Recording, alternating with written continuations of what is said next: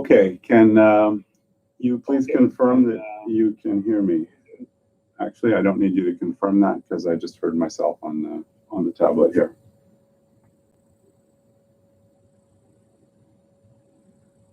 Okay, good. Can we use the formula that no ways for choosing the repetition n choose r, I guess, equals n plus r minus 1 factorial over n minus r factorial for question 4 and assignment 1. I don't know. You should talk to a TA. I can't really answer that online without, or up here without the assignment right in front of me, and I don't think it would make sense for other people. Okay, the question is, do the assignments get easier from here? Sure. Now that you've gotten the first hard one out of the way, you know what to expect. Let's say that they get easier.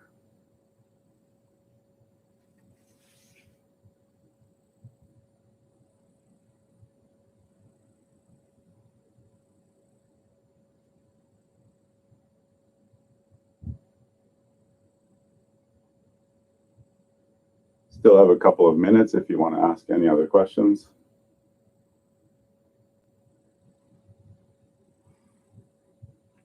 And give me 1 second to turn off some noisy things in my house.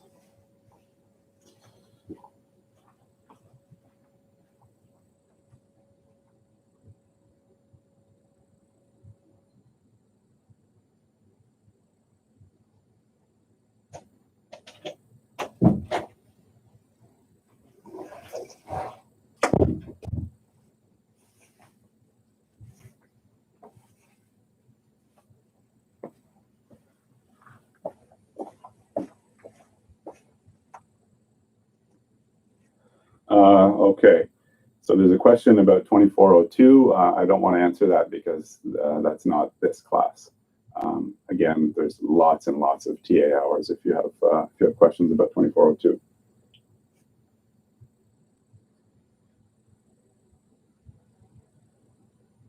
Yes, I'm sorry, Johnny Lee de Medeiros. Soon you will have it out of the way, one way or the other.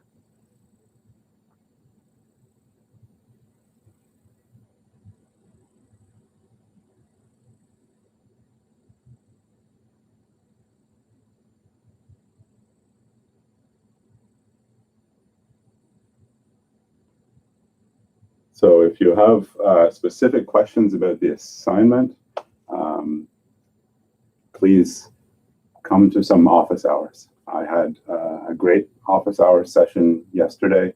It worked very well. I use Google Meet. Some other people may choose to use Zoom instead, but you can get all your detailed questions answered. And we really have office hours every day, morning and afternoon.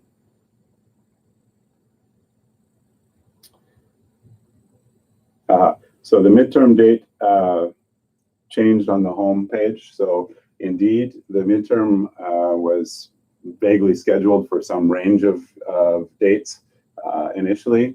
It's actually going to be whatever is written on the home page, which is not an official class time for this class. It's actually an official class time for the other section, but that's when it is. So hopefully it works for you. If not, then for some reason that is acceptable, then your option is to not write the midterm and instead shift all the way from the midterm onto the final exam. I don't recommend that if you have any other alternative.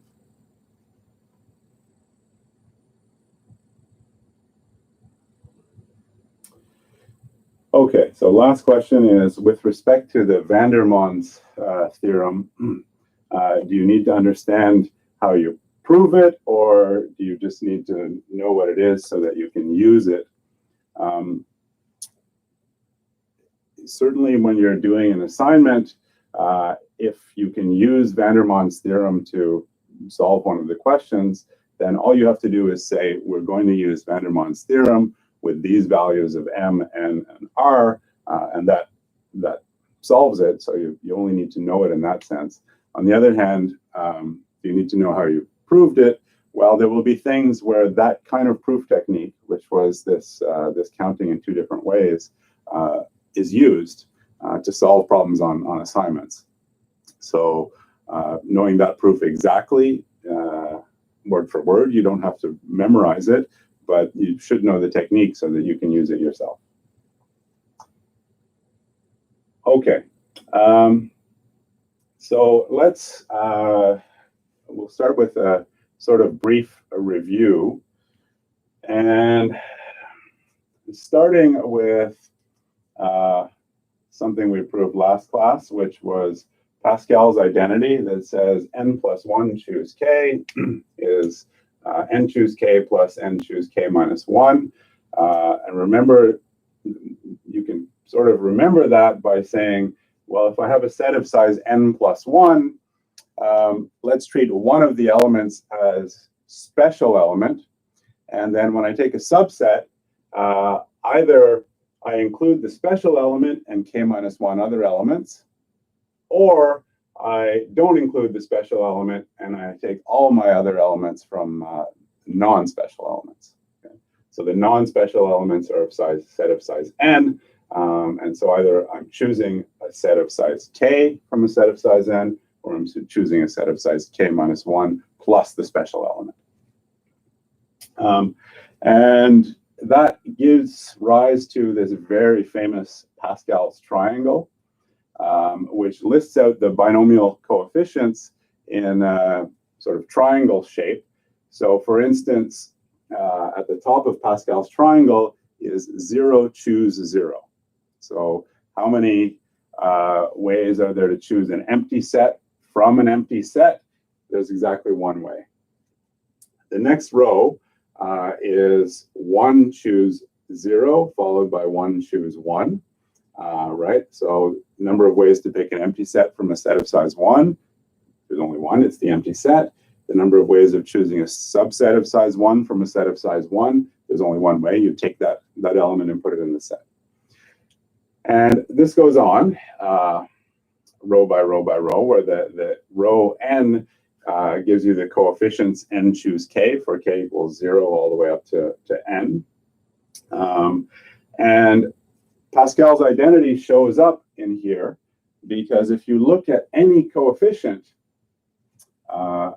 let's say these interior ones, it's always the sum of the two above it, right? This is row n plus 1. This is the k. Then you take row n, coefficient k minus 1, and coefficient k.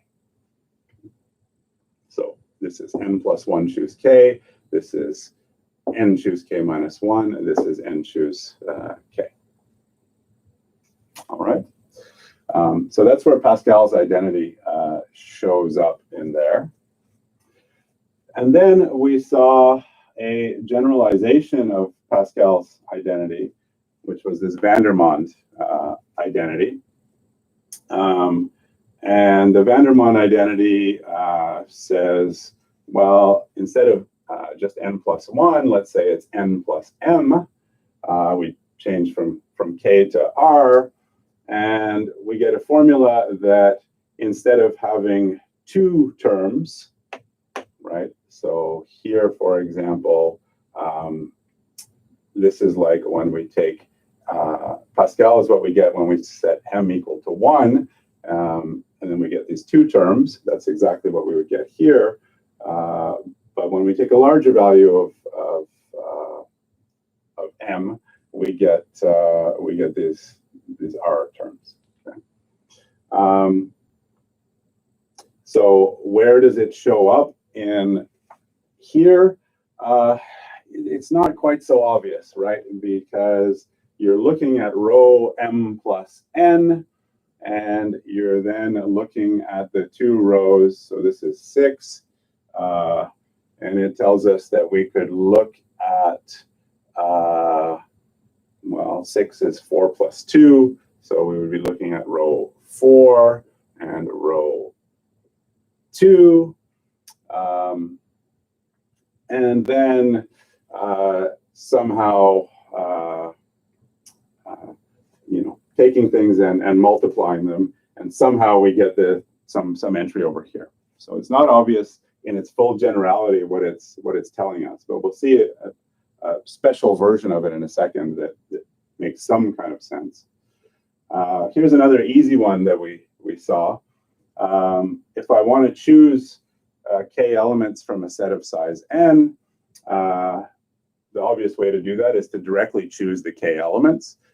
And so there's n choose k ways to do that. Or I can choose n minus k elements and throw them away, and then I'm left with a set of k elements. So there's that many ways to do that. In either case, I finish with a set of size k.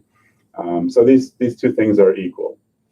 And that shows up here in Pascal's triangle as this central symmetry, right? Here we have 4 choose 1, and here we have 4 choose 3. Here we have 5 choose 2, and here we have 5 choose 3. So those things, the triangle is symmetric around the center here. That's what this tells us. Okay. And here's a really strange looking one.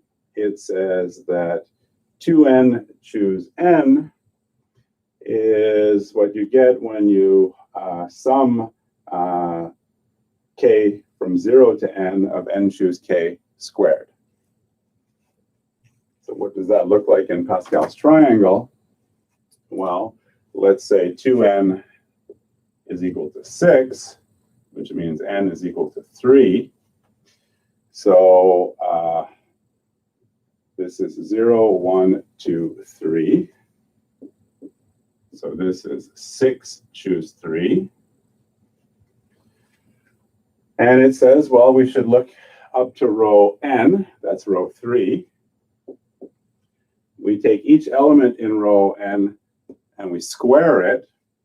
So we get 1 squared plus 3 squared plus 3 squared again plus 1 squared. This is 1, this is 9, this is another 9, and this is 1. And indeed, we get 20. So 1 squared plus 3 squared plus 3 squared plus 1 is equal to 20.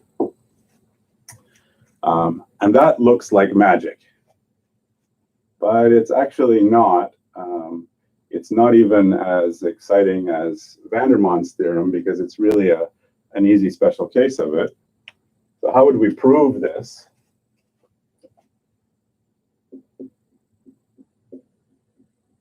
So we use Vandermond.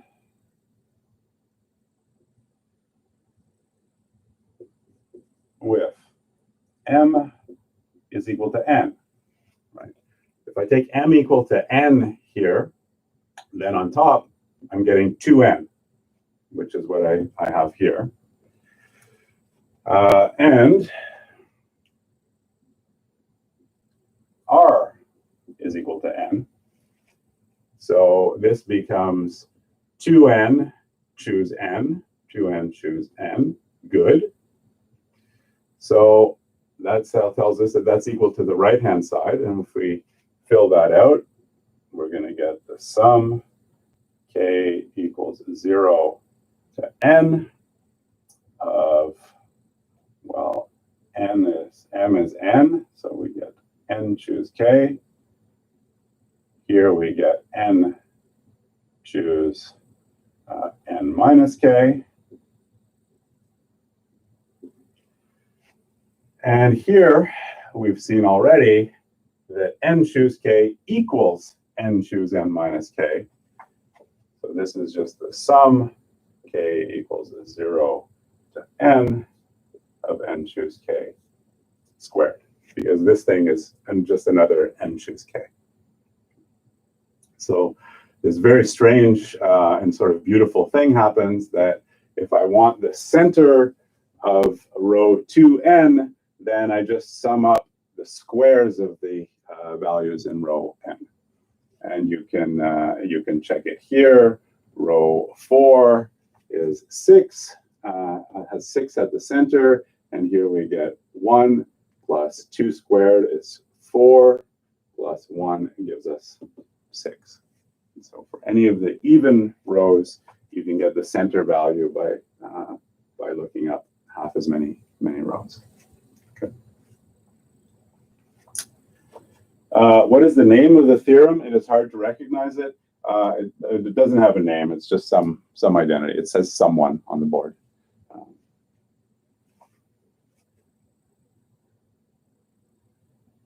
What are the third and fourth definition names on the left?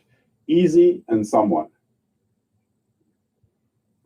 So no real, these identities aren't named. They're so easy. Okay, good. So we've been working with a bunch of different techniques for counting. We've seen, starting with the product rule, and the complement rule, the sum rule, the principle of inclusion-exclusion. We learned that binomial coefficients count the number of subsets of a given size. So let's start putting some of these things together and solving some problems. And today is a particularly useful lecture for problems on assignment 1. Some of the problems there, you will see what you need to solve them. So let's say, how many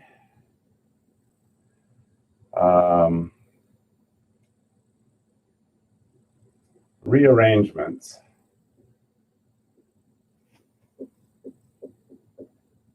of the string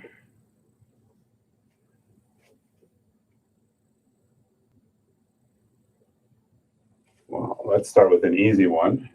Rocky.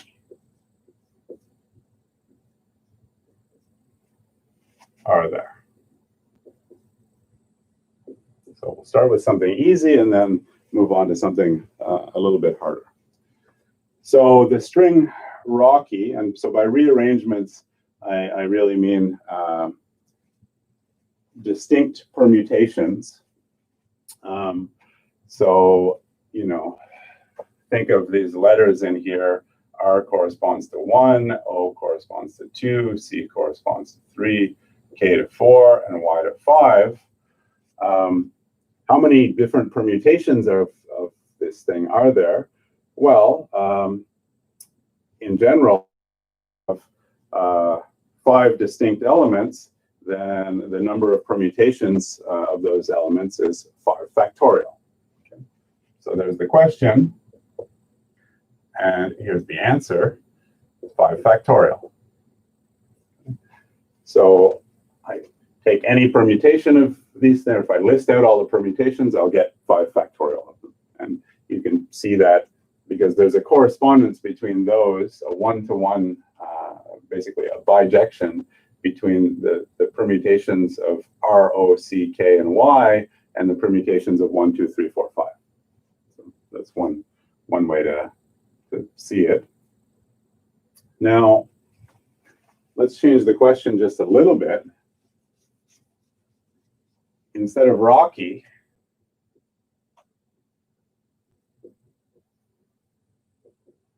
let's say, how many permutations of the string success are there? So the tempting thing is to try exactly the same approach. There's 1, 2, 3, 4, 5, 6, 7 letters in success. So there's 7 factorial permutations of the integers 1 through 7. And so maybe you think the answer is 7 factorial. And if you do that, if you think that, then you think wrong. And the reason is there's not a bijection between permutations of 1 through 7 and permutations of these 7 letters. Problem is, if I try and make such a bijection, using the obvious thing, like the first letter corresponds to 1, the second letter corresponds to 2, and so on, then we get permutations like this: 1, 2, 3, 4, 5, 6, 7, and 1, 2, 4, 3, 5, 6, 7. So there's 2 different permutations of 7 of those numbers, 1 through 7. They're different because 4 and 3 are not in the same position. But if I map those back to the letters, well, 1 is S, 2 is U, 3 is C. So here we get C. Here we get 4. That's also C. Okay, so they're the same there. And the same thing happens here. And then 5 is E, 6 is S, 7 is S. So we have 2 different permutations that give us the same string. And in our standard diagram of functions, what this means is we have, maybe this is the set of permutations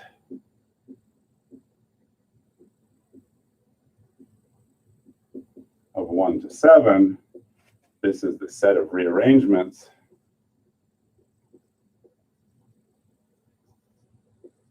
of that string success. Well, I just showed you 2 different permutations which give me the same string over here. So the bijection rule, if we could find a bijection between these 2 sets, we would know they have the same size. But the thing that I've defined here is not a bijection. In particular, it's not 1 to 1. Here you see it's at least 2 to 1 at this particular location. Okay. So we're going to have to go back and work at this more carefully. And we'll go back to sort of lecture, let's say lecture 1, the first day being lecture 0. And we'll just think intuitively about how we would write down one of these permutations. So, or one of these arrangements of the string success. So get rid of these numbers because they don't make sense anymore. So 1, 2, 3, 4, 5, 6, 7. So ultimately, we're going to write, we have 7 spaces to fill in, and we're going to fill them all in with these letters. And if we look at this string, what have we got here? We have 3 S's. We have 1 U. We have 2 C's and 1 E. So when in doubt, use the product rule. So, well, what's the procedure? Well, I need to use up all of these letters, the 3 S's, the 1 U, the 2 C's, and the 1 E. So maybe I'll just start by writing down all the S's. Step 1. Write down 3 S's. Okay. So we have 7 locations in the final string, and we choose 3 of those to put S's in. Maybe we choose this one, and this one. Well, what's the number of ways to do different possible ways to do that? Well, it's 7, choose 3. So we get 7, choose 3. Step 2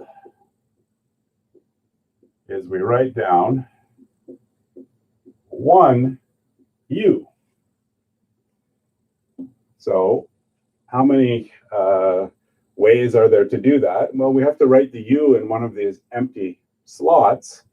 And so there's 1, 2, 3, 4 possible places to put the U. So the number of ways to write one U is I have to choose one of those 4 places. So the answer is going to be 4, choose 1.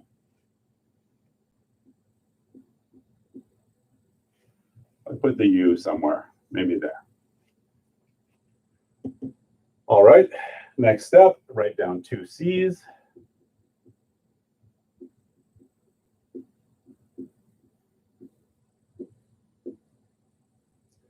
So I have 1, 2, 3 possible locations left, and I need to pick 2 of those to put down, to put a C in. So maybe I'll choose this one and this one. But you know, of 3 locations, I had to choose 2 of them. And then the final step is to write down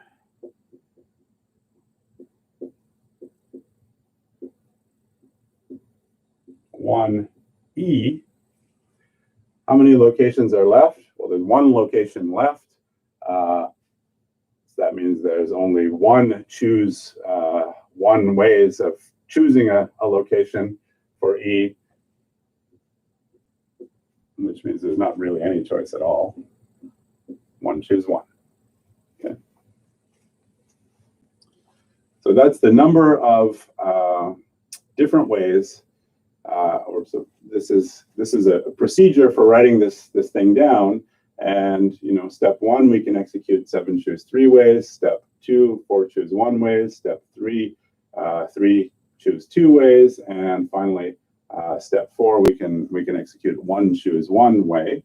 And so the answer, by the product rule,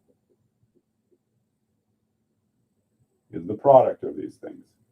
7 choose 3 times 4 choose 1 times 3 choose 2 times 1 choose 1.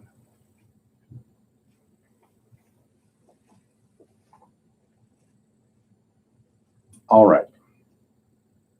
So, you know, a slight change of the problem, going from the word Rocky, which has all distinct letters, to the word success, which has some letters repeated, changes the answer a lot. We went from a simple formula that was a factorial formula, just one, you know, n factorial, to this more complicated thing. So a few things to note. One is, for the string Rocky, we could have done it this very long way, right? And we still would have got the answer 5 factorial, because our procedure would be a 5-step procedure, which would be choose the location to write down the R, there's 5 choices, then choose the location to write the O, there's 4 choices, then choose the location to write the C, there's 3 choices, then the K, there's 2 choices, and finally the Y, there's only one choice. So you'll get 5 factorial that way. The other thing to note about this, and this helps explain maybe why this counting 2 ways or this combinatorial proofs can give so many different identities. And a lot of it has to do with the product rule and the flexibility that there is in the product rule. Because I can write down a different procedure here. For instance, step 1 is choose the locations for U.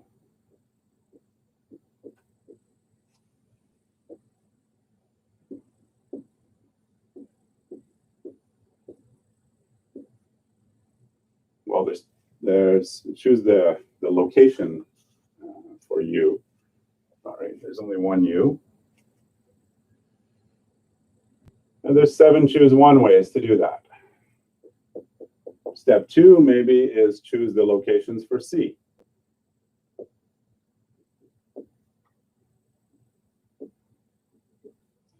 And well, there's 2 C's and 6 spots left. So that's going to be 6, choose 2. And now maybe step 3 is choose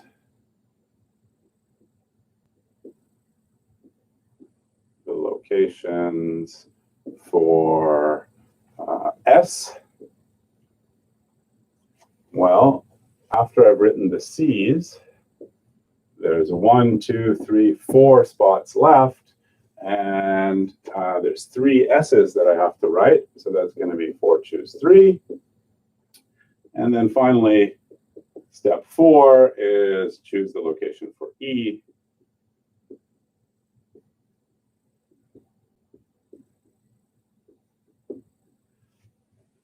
So once I put the S's, there's only 1 location left to put the E.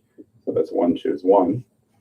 And so I get an answer which is 7, choose 1 times 6, choose 2, 4, choose 3, and 1, choose 1. That's also a correct answer. So the number of rearrangements of the string success is equal to this number, 7, choose 1, 6, choose times 6, choose 2 times 4, choose 3 times 1, choose 1. But it's also equal to this number, 7, choose 3 times 4, choose 1 times 3, choose 2 times 1, choose 1. So actually, that means these two numbers are equal. And on the surface, just looking at these two formulas, you wouldn't have guessed that those two things are equal. Now, you can write them out longhand. Well, in fact, you can just calculate what number this gives you, and calculate what number this gives you, and you'll see that they're the same thing. More sort of generically, you can write this out using the formula, this n choose k equals n factorial over k factorial, n minus k factorial for each of these things, and then start carefully doing cancellations, and you'll realize that way that they're the same. But it's not at all obvious, and it's somehow this counting, just doing the same exercise 2 different ways, proves what's a kind of a non-trivial identity. Okay?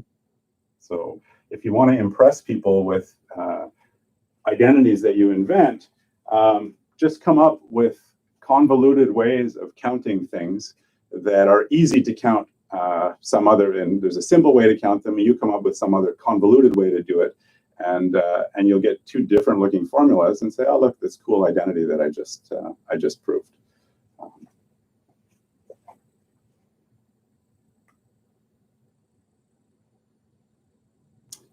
Can we use short method like for this case 7 factorial divided by number of times a letter appears? So here it would be, can we do that in the assignment?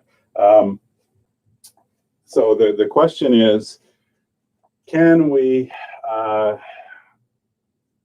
cheat here and say, well, there's 7 factorial permutations of a string that has distinct letters, but the letters aren't distinct. In particular, where I was treating the 3 occurrences of S as distinct, they're not really. And so every permutation, just thinking about the S's for a second, every permutation or every rearrangement will have 3 factorial permutations that put the S's at those locations. So can you just do something like 7 factorial over 3 factorial times 2 factorial times 1 factorial times 1 factorial? Yes, this gives the correct answer, and indeed, this is what's called the multinomial formula. But I, for an assignment, and especially early on like this, I would just, I would go ahead and do the steps. It doesn't take long, shows that you understand. There's a danger here. This is what you think of as factoring out symmetries. But you have to be really careful, right? Because for this to work, you're defining a function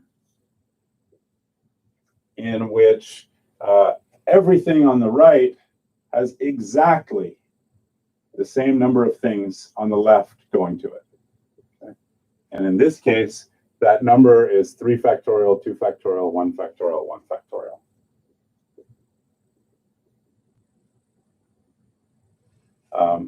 All right.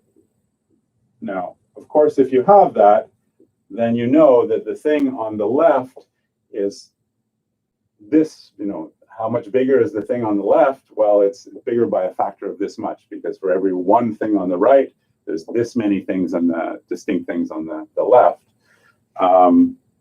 But, you have to then very carefully argue that whatever you're doing, so either you do this counting, or you define this, explicitly define this thing, and then prove that it's not 1-to-1, but it's 3 factorial, 2 factorial, 1 factorial to 1 factorial to 1, which is probably harder to do than just going through these steps.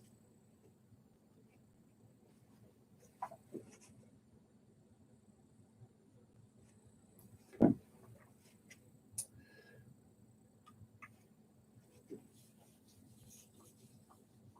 All right.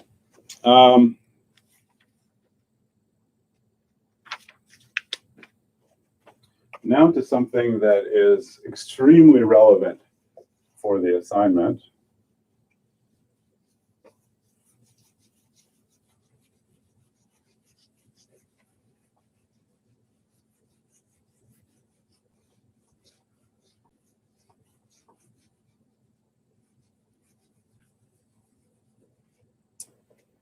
So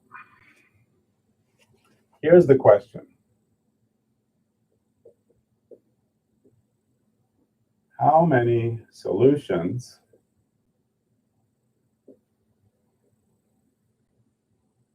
to the equation x1 plus x2 plus x3 equals 11 are there where each of x1, x2, and x3 is bigger than or equal to 0, and x1, x2, x3 are integers. Okay. So for example, here's one solution to that equation. X1 equals 5, x2 equals 6, x3 equals 0. Okay. So that's one solution to this, this equation. But here's another one. So I'll use the shorthand now. I could have 1, 1, and so this is x1, this is x2, and then the last one should be 9. Or I could have 1, 2, and 8. Right. So these are all solutions to that that equation. There are 3 non-negative integers whose sum is 11, and they're ordered. So x1, x2, and x3 are different. So this.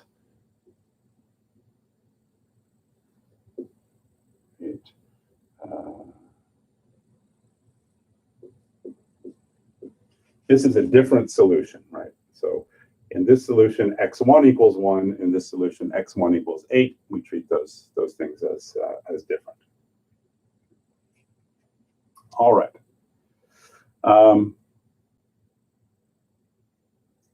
Does anybody want to?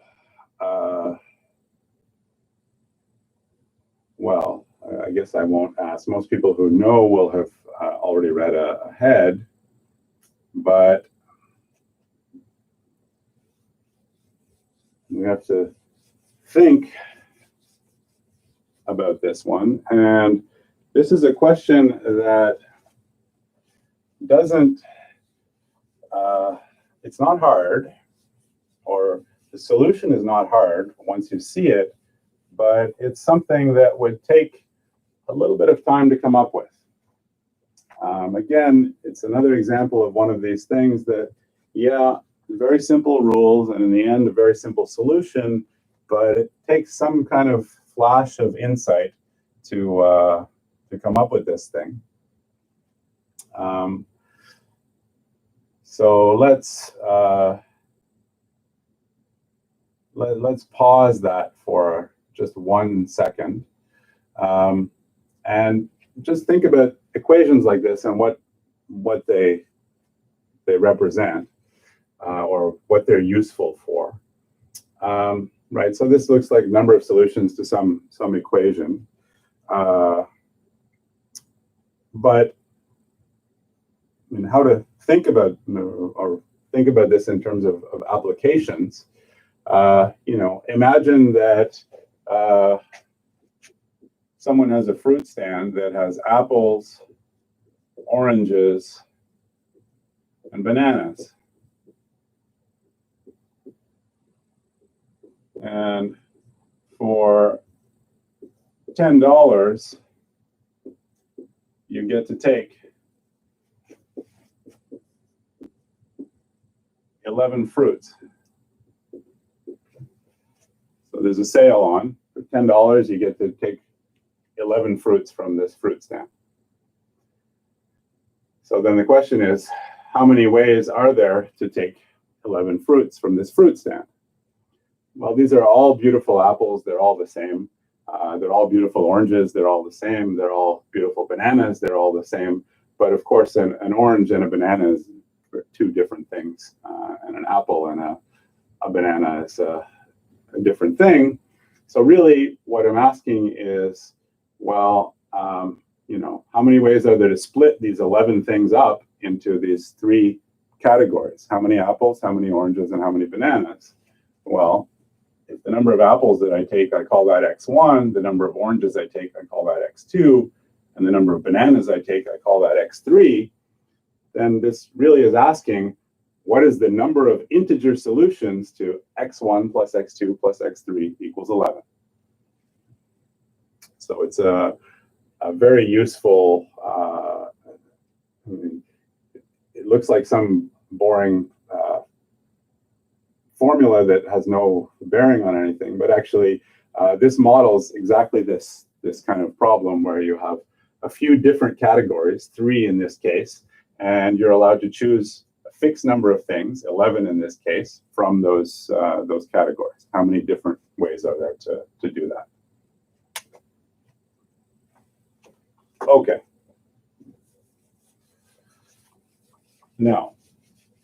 Now that you've seen why this is useful, how do you solve it? Well, here's the insight. So let me just write down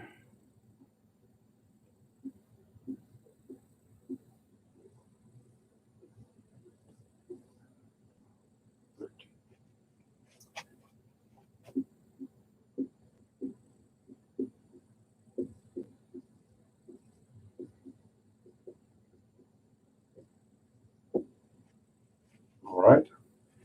So there, I've just written down 13 shapes. I don't know, boxes or bins. All right. Now,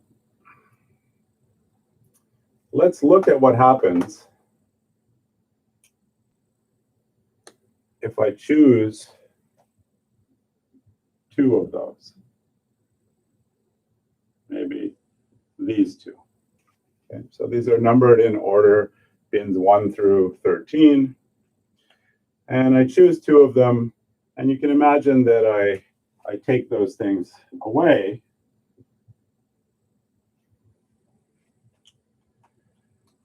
So now I have 3 bins in a row, then a gap, and then 1 bin, and then a gap, and then 1, 2, 3, 4, 5, 6, 7 bins. So if I take away those 2, the total number of bins that I have left is still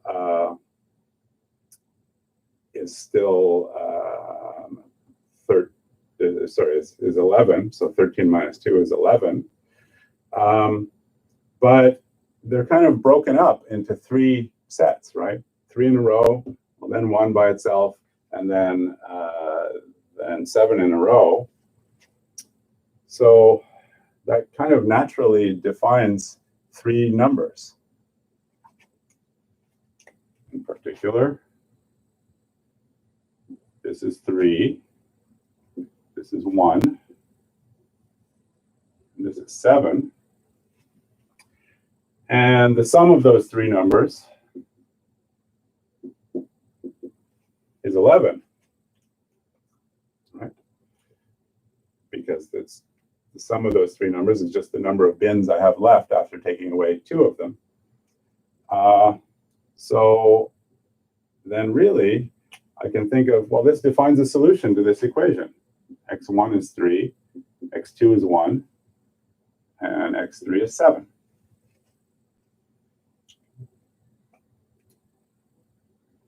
So really, anytime I pick 2 of these numbers, what I get is 3 ranges. So how many bins are there before the smaller number? In this case, there's 3. Then how many bins are there between the smaller number and the larger number? In this case, there's 1. And how many bins are there after the larger number? In this case, there's 7. And indeed, anytime I choose 2 different numbers here to take away, 2 different bins to take away, I will get different solutions to this equation. There'll definitely be a solution, and they'll definitely be different. So there's a bijection here between choices of bins, of 2 bins, and solutions to this equation. Or if you like, think of it this way. I want to write down a bit string of length 13 that has exactly 2 1s in it.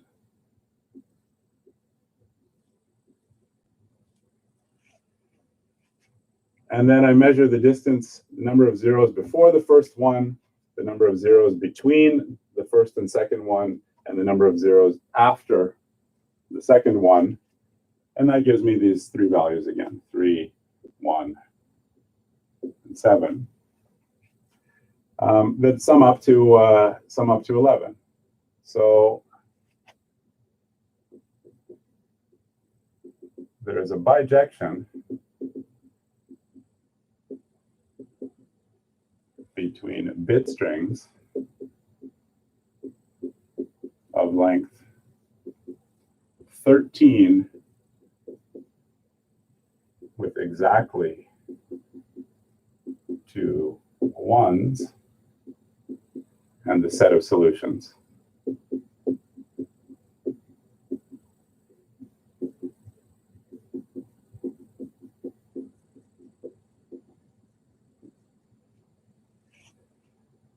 So that means the number of bit strings of length 13 with exactly 2 1s and the number of solutions is the same. That's the bijection rule.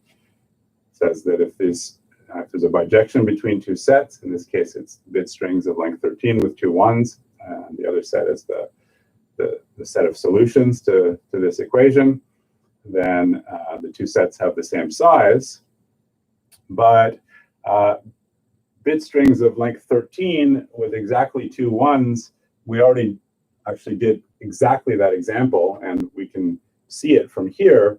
The way you get one of those bit strings is you choose from the 13 possible locations, you choose the 2 locations for the 1s, and everything else becomes 0. So the answer then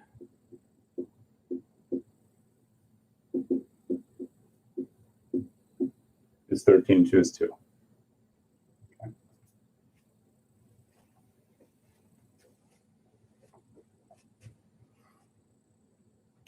Okay. Would anyone like to ask me something about that?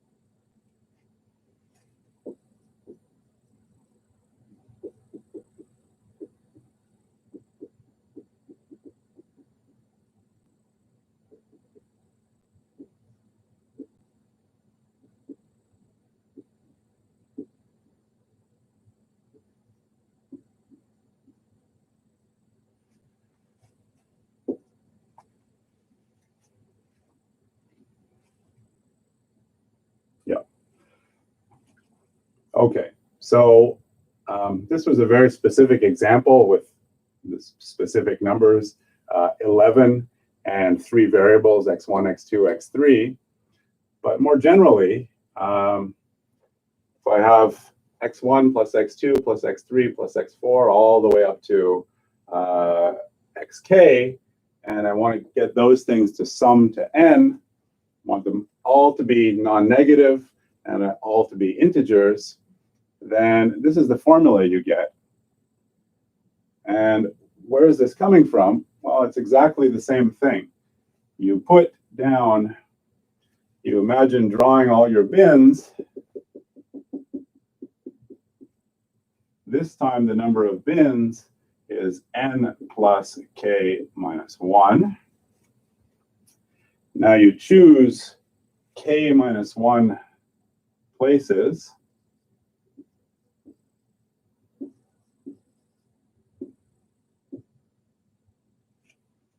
And the values that you get for, the value of x1 is all of the bins up to, count the number of bins up to the first choice. Or if you're thinking of bit strings, count the number of zeros up to the first one. And the value of x2 is you count the number of zeros between the first one and the second one. The value of x3 is you count the number of zeros between the second one and the third one. And finally, the value of xk is you count the number of zeros after the k minus 1th one, because there's only k minus 1 once. So that's the general formula.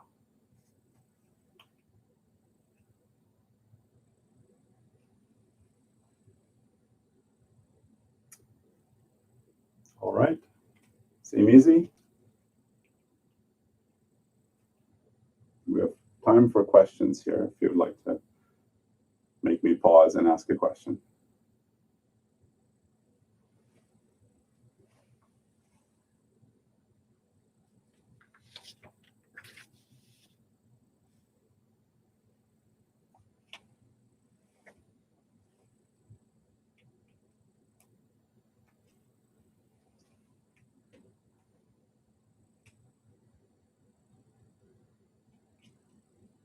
Okay. All right, so since there are no questions, I can safely assume that everyone understands this perfectly and can use it, prove it, and know what it's good for. So let me ask a slightly different question.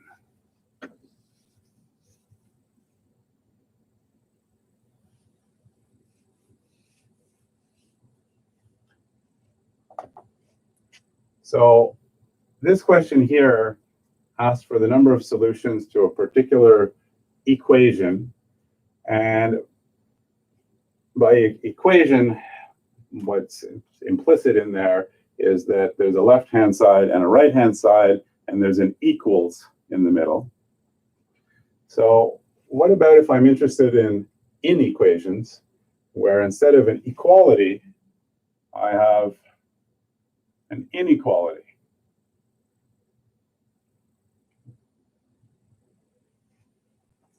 So instead of having x1 plus x2 plus x3 add up to exactly 11, I just want to make sure that they don't add up to they don't add up to more than 11. And from the point of view of the fruit stand, that's probably something the fruit vendor would let you do, right? You give them $10, you're allowed to take away 11 fruits, any combinations of apples, oranges, and bananas.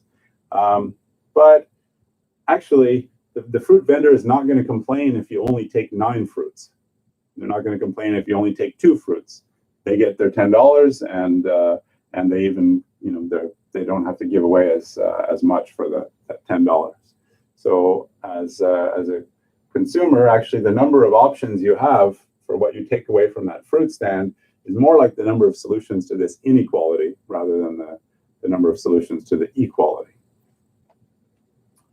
Okay.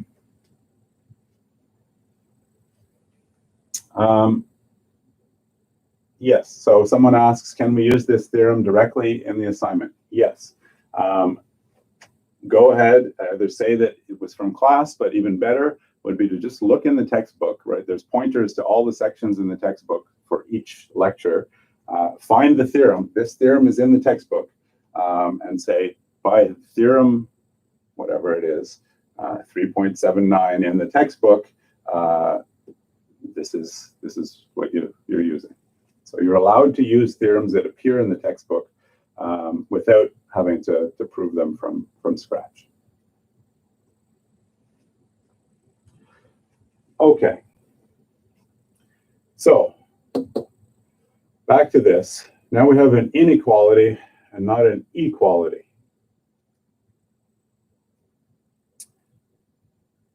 Looks very different. There are 2 ways to solve this. So here's one of them.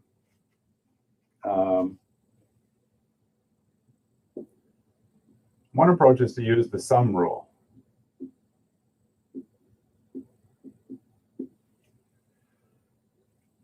So for each n in 0 up to 11,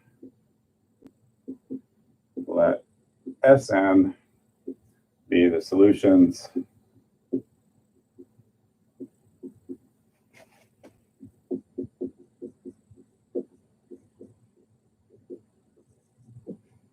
right? So I just say, well, if you add up to less than 11 and everything is non-negative, or less than or equal to 11 and everything is non-negative, then either you add up to 0, or you add up to 1, or you add up to 2, or you add up to 3, or the sum is, or you add up to all the way up to 11.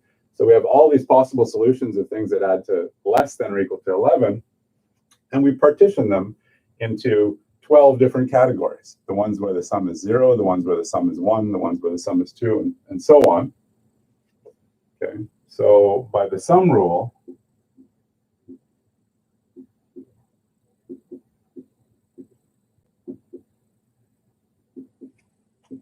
the total number of solutions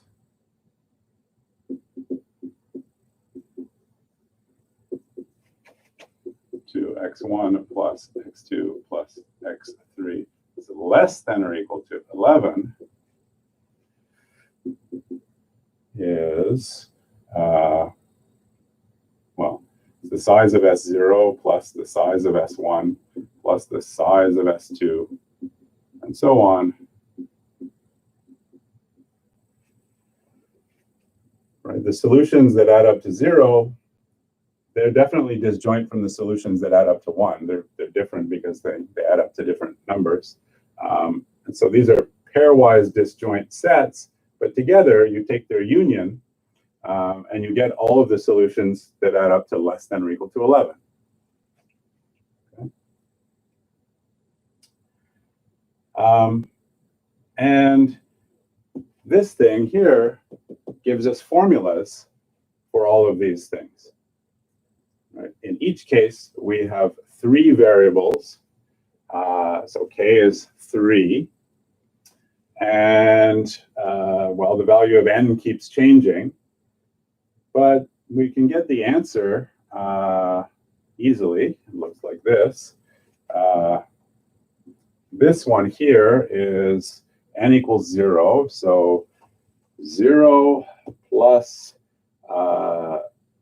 k minus 1. K is 3. So 0 plus 2, choose 2. So this is 2, choose 2. This one here is 3, choose 2.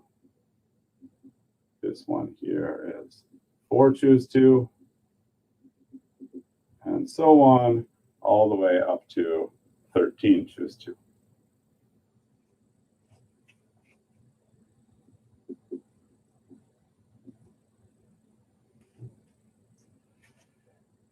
So there's an answer. You use the sum rule, and you calculate the sizes of each of these sets individually using this theorem here. Good. Any questions about that?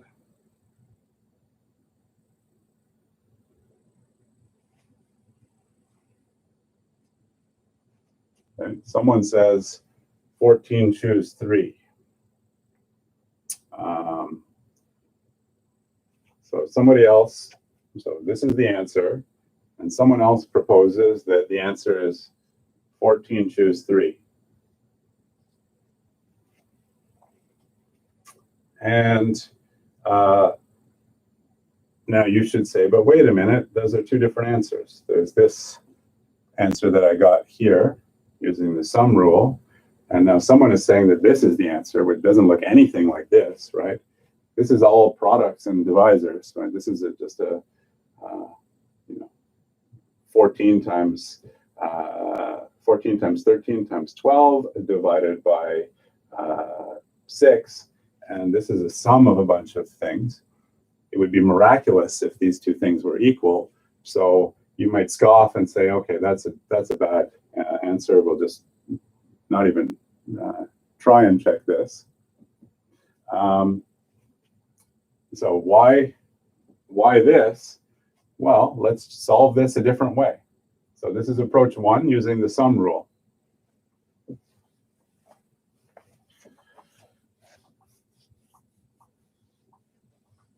Now,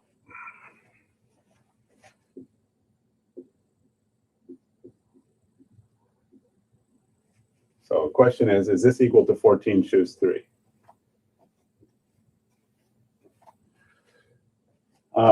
And the way to show that these 2 things are equal is either through a lot of grinding through the math or using Python to evaluate both things exactly for us. But the way that's going to give us more information is to just try and prove that the number of solutions is equal to this directly. And then we'll know that these 2 things are the same. Because both of these 2 things are equal to the number of solutions to this inequality.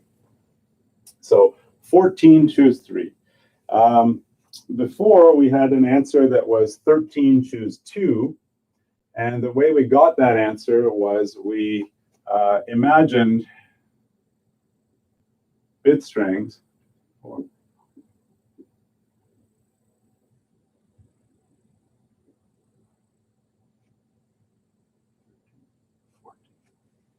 So we set up this picture where we had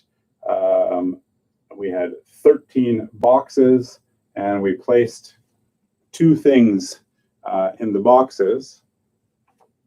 So if we want to, follow the same sort of thinking, well, let's start with 14 boxes.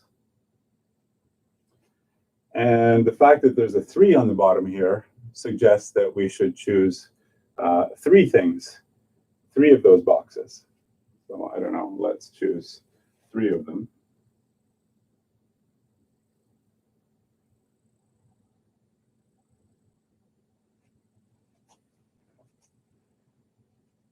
And now the claim is that somehow this gives us values of x1, x2, and x3 that add up to something smaller than 11. How do we get those values? So in this picture here, what's the value of x1?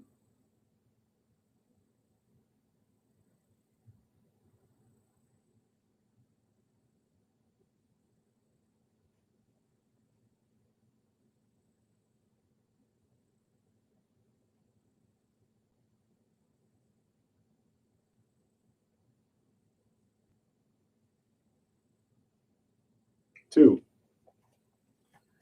So let's stick with the bit string view. Before, the value of x1 was the number of zeros between the first one.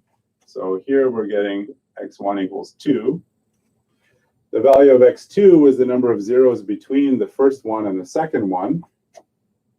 In this case, there's 1 of those. X3 was the number of zeros, before there was the number of zeros after the second one. But now let's just have it be the number of zeros after the second one, but before the third one. So here we get x3 is equal to 4. And then there's still some more zeros here. But we don't have a name for the number of zeros there. Right? We already picked our x1, x2, and x3, and the formula only has those 3 variables. So let's just call these things y. As in, why do you exist? Okay. So does this give us a solution? Yeah. 2 plus 1 plus 4 is equal to 7. Yep, that's less than or equal to 11, for sure. So this does give me a solution. Could I ever get a solution that adds up to more than 11? Well, the sum of x1 plus x2 plus x3 is the number of these zeros, the number of these zeros, and the number of these zeros. But if I look at the whole string here, this is a binary string of length 14. It has 3 ones. So that means that the number of zeros is 11. And x1, x2, and x3 count some of those zeros, not necessarily all of them. But that means that x1 plus x2 plus x3 is less than or equal to 11. So whenever we do this, we're going to get a solution. x1 plus x2 plus x3 is less than or equal to 11. And so, yeah, this is going to give us a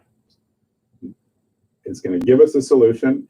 And it is, if we take 2 different bit strings, then we definitely get 2 different solutions, right? If you give me 2 different bit strings, well, why are those bit strings different?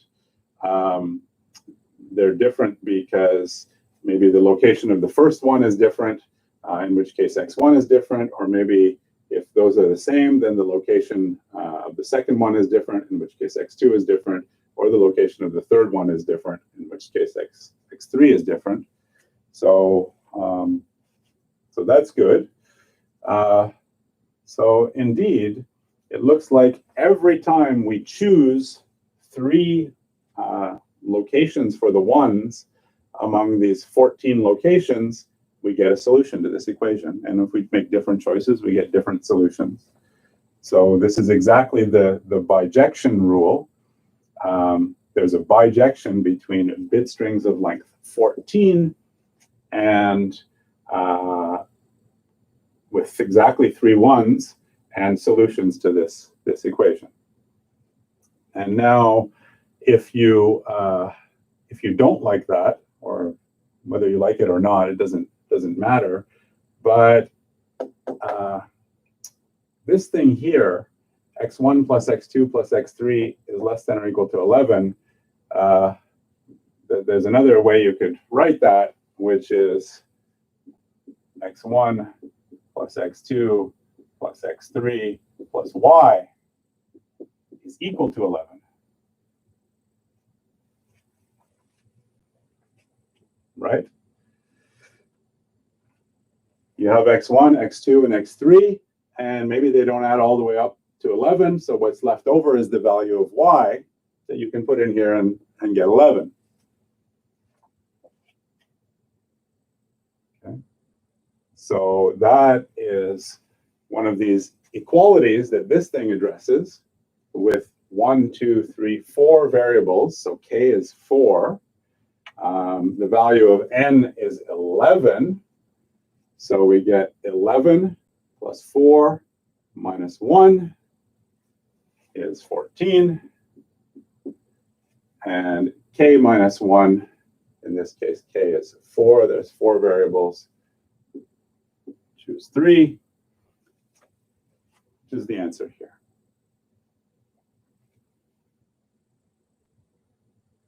Okay. Yeah, so indeed, this identity is true. I mean, strange looking thing. Wouldn't have guessed that from the beginning.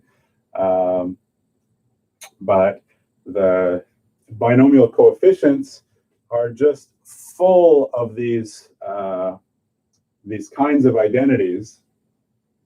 And the reason that they're full of these kinds of identities is that there's just many counting problems where the answer is obviously some binomial coefficient, or maybe less obviously, but the answer is some binomial coefficient that you can get at either directly by definition or maybe with the application of the product rule. But there's another way to count that thing using the sum rule, which gives you a sum of binomial coefficients, and then you get weird identities like this. So you can look up, binomial identities and find just tons and tons of these things. Too many to remember, so you're much better off trying to understand them than remember them. In fact, it's fun to maybe look at some binomial identities, see things like this, and then try and understand what was that set in the middle that both of these things are counting.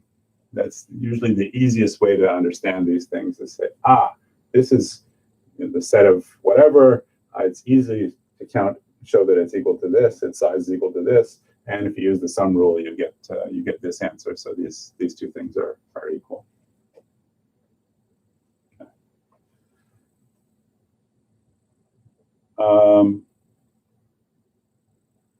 In that case, couldn't you do 15 choose 4 and 16 choose 5?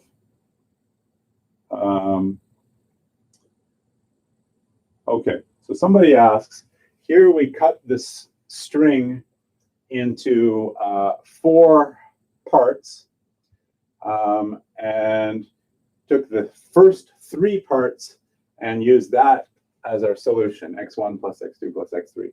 Why not cut it into 5 parts? Here's why you don't cut it into 5 parts. So let's say you did cut it into 5 parts, which means there's another 1 here.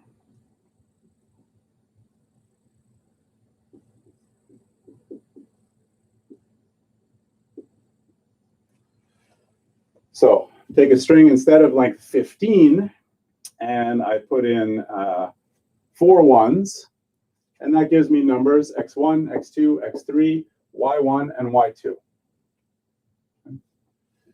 Now, so that suggests then, well, the number of ways of counting solutions, x1 plus x2 plus x3 is less than or equal to 11, should be maybe this 15 choose 4. That's not true. And why is this failing? Well, here's why it's failing. Remember, underlying all this, we're using the bijection rule. And the bijection rule is we're trying to establish a bijection between these bit strings and the solutions to the equation. So the equation involves x1, x2, and x3. It doesn't involve y, and now it doesn't involve y1 or y2. Now, when you only have y, you tell me x1, x2, x3, y is defined. Y is whatever is left over to add up to 11. But now that I've split y into two things, y1 and y2, you tell me x1, x2, x3, y1 and y2 are not defined. So in particular, here's a bit string that gives me this answer, 214. But here's another bit string.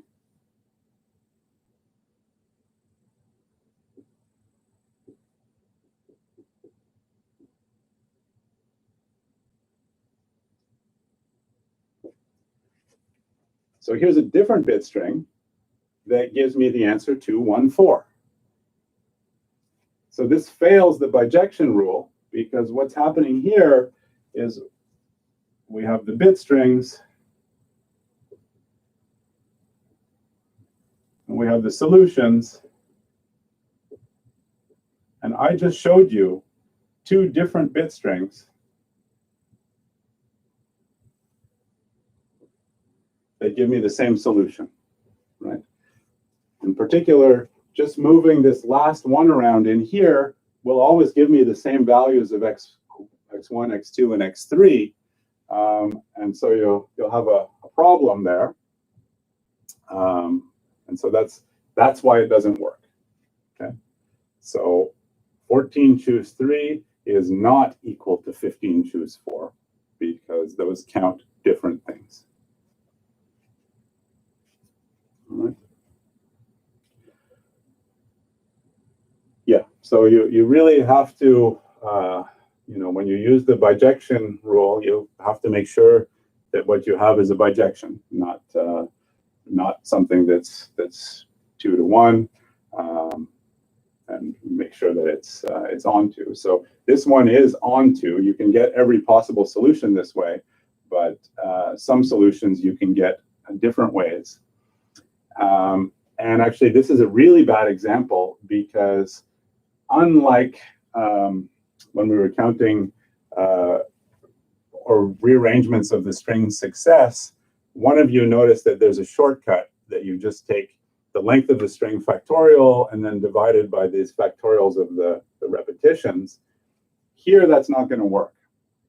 And the reason that that's not going to work is because, right, if I consider solutions where x1, x2, and x3 are equal to 0, that's always by packing the first 3 ones right beside each other. Right, there's only one of those solutions, but that means that this fourth one has lots of places I can put it. It still has, I guess, 12 different locations. So that means for that particular solution, I can find 12 bit strings that map to that solution. On the other hand, for this solution here, x2, 2, 1, 4, I'll only be able to find 1, 2, 3, 4, 5 different bit strings that map onto this particular solution. So we can't just take some obvious answer and then divide by something, because the function from bit strings onto solutions is not 1 to 1. It's not 2 to 1. It's not 3 to 1. It's not 4 to 1. For different solutions, you have different numbers of things, bit strings that map onto that solution. How do we go about solving when there's restrictions to what xi can be? Well, let me just tell you something. Here's an example. Suppose that I have an additional restriction that x2 is bigger than or equal to 2. Okay, then introduce another variable y2 and say, write it the other way. Let's say if x2 is bigger than or equal to 2, that means I can write x2 equals 2 plus y2, where y2 is bigger than or equal to 0. So replace x2 with 2 plus y2 in this equation, and then see what you can do with that. So that's Nathaniel's question.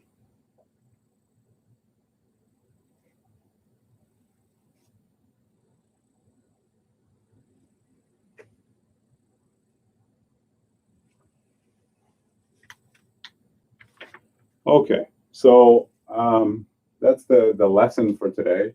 I can answer questions about this lesson if anyone has any.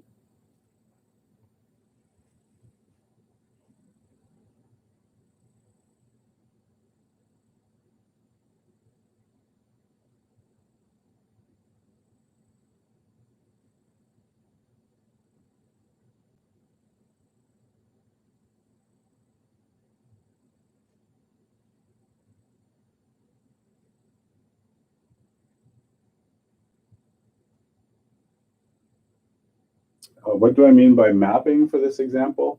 Well, ultimately, the way that we prove these things is by establishing a bijection between the bit strings with all these conditions of whatever, of a specific length with a specific number of ones onto solutions. And by solutions, I'm talking about solutions to this inequality or this equality. The mapping just means the function which you give me a bit string and tells me the solution. So the function is count the number of zeros before the first one, that's the value of x1. Count the number of zeros between the first and second one, that's the value of x2. Count the number of zeros between the second and third one, that's the value of x3. So that's what this is. That's the mapping that I'm talking about. You give me a bit string, map it onto a solution.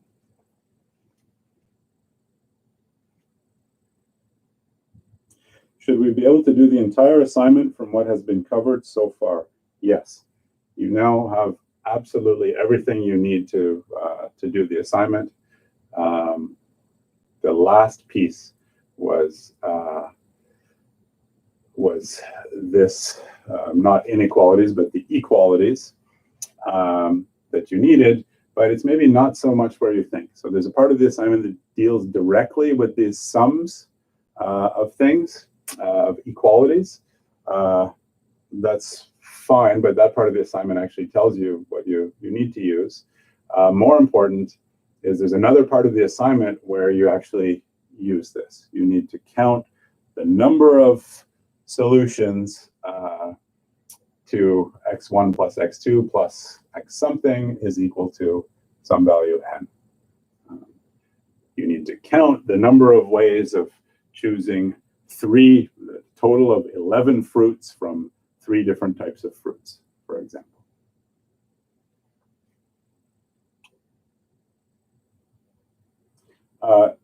Yes, question 1, which is actually question 2 on the assignment, is similar to the red-blue example. It's actually from the first lecture. It's a generalization of the Ramsey result that we proved in the first lecture. Except it's not red-blue, it's red, blue, green, yellow, orange, up to k different colors.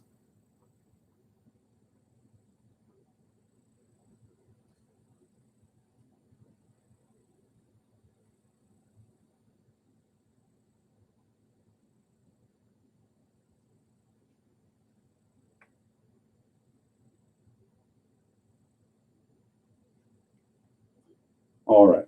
So thanks for showing up. Good luck with the rest of the assignment. Please see the TAs during their office hours. You can now see TAs from either section, so you have lots of opportunity for help.